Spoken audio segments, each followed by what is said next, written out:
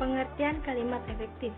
Kalimat efektif adalah kalimat yang sesuai dengan kaidah-kaidah bahasa baik ejaan maupun tanda bacanya sehingga mudah dipahami oleh pembaca atau pendengarnya. Jenis kalimat efektif. Yang pertama, kesepadanan. Kesepadanan adalah keseimbangan antara gagasan dan struktur dan bahasa yang digunakan.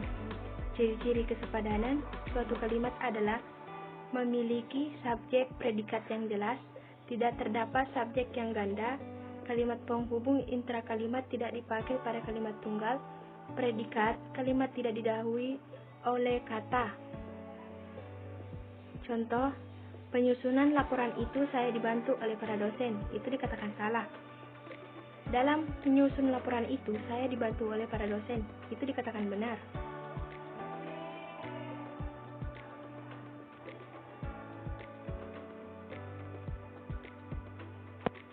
Yang kedua, keparalelan. Keparalelan adalah kesamaan bentuk kata atau imbuhan yang digunakan dalam kalimat itu. Jika pertama memakai verba, bentuk yang kedua juga harus memakai verba. Jika kalimat pertama menggunakan imbuhan me, maka kalimat berikutnya harus menggunakan kata berimbuhan me juga. Contoh, kakak menolong adik itu dengan dipapahnya ke pinggir jalan, itu dikatakan salah. Yang dikatakan benar, contohnya kakak menolong anak itu dengan memapahnya ke pinggir jalan. Yang ketiga, ketegasan. Ketegasan adalah suatu perlakuan penekanan atau penonjolan terhadap suatu ide pokok dari suatu kalimat. Untuk membentuk penekanan dalam suatu kalimat, ada beberapa cara, yaitu yang pertama, meletakkan kata yang ditonjolkan itu di depan kalimat. Contohnya, harapan kami adalah agar soal ini dapat kita bicarakan lagi pada kesempatan lain. Itu dikatakan salah. Yang dikatakan benar itu, pada kesempatan lain, kami berharap kita dapat membicarakan lagi soal ini. B. Urutan kata yang bertahap. Contohnya, bukan 1.000 sejuta atau 100, tetapi berjuta-juta rupiah telah disumbangkan kepada anak-anak terlantar. Itu dikatakan salah. Yang dikatakan benar, bukan 100, 1.000 atau sejuta, tetapi berjuta-juta rupiah telah disumbangkan kepada anak-anak terlantar. C. Melakukan pengulangan kata atau repetisi. Contohnya, cerita itu begitu menarik, cerita itu sangat mengharukan. Itu dikatakan salah. Yang dikatakan benar, cerita itu begitu menarik dan mengharukan.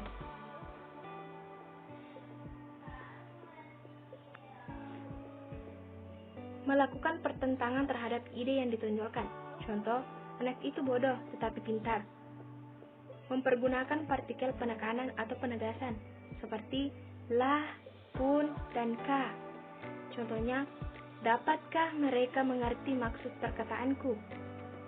Kelogisan adalah masuk akal, artinya bahwa ide kalimat itu dapat dengan mudah dipahami dan penulisannya sesuai dengan ejaan yang berlaku.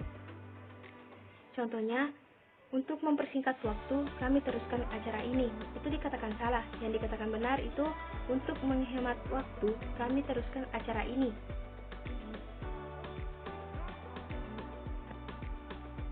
Contoh, karena ia tidak diajak, dia tidak ikut belajar bersama di rumahku. Itu dikatakan salah. Yang dikatakan benar itu, karena tidak diajak, dia tidak ikut belajar bersama di rumahku. Yang keempat, kehematan. Kehematan adalah menggunakan kata, frasa, atau bentuk lain yang dianggap perlu saja tetapi tidak menyalahi kaidah tata bahasa.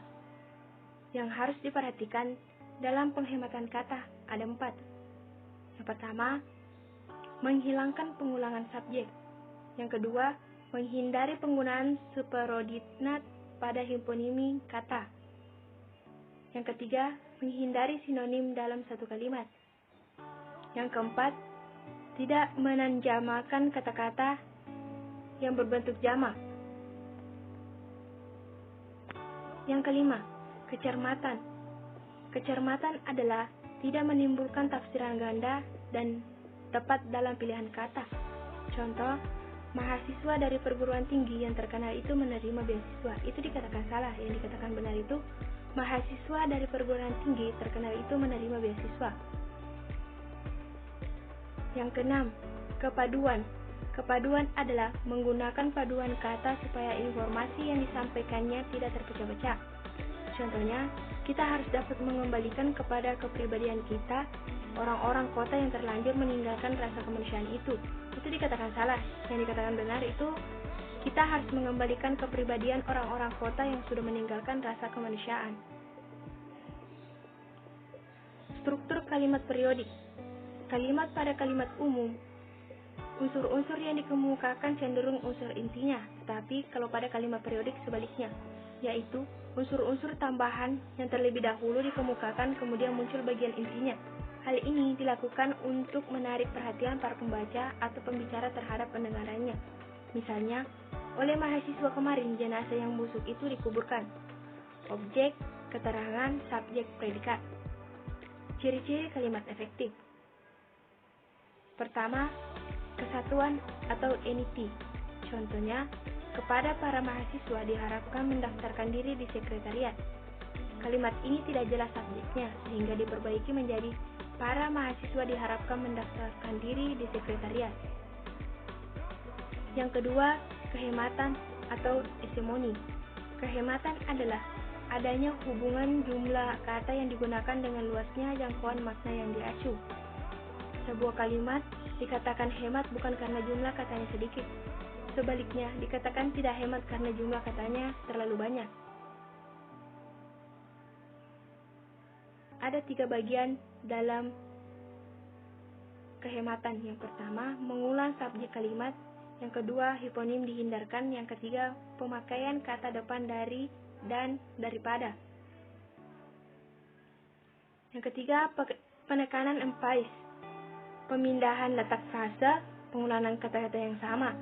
Di samping dilakukan dengan 2 hal yang disebutkan di atas, penekanan atau penegasan dapat juga dilakukan dengan penegasan dengan intonasi, penegasan dengan partikel, penegasan dengan kata keterangan, penegasan dengan kontras makna, penegasan dengan pemindahan unsur, penegasan dalam bentuk pasif.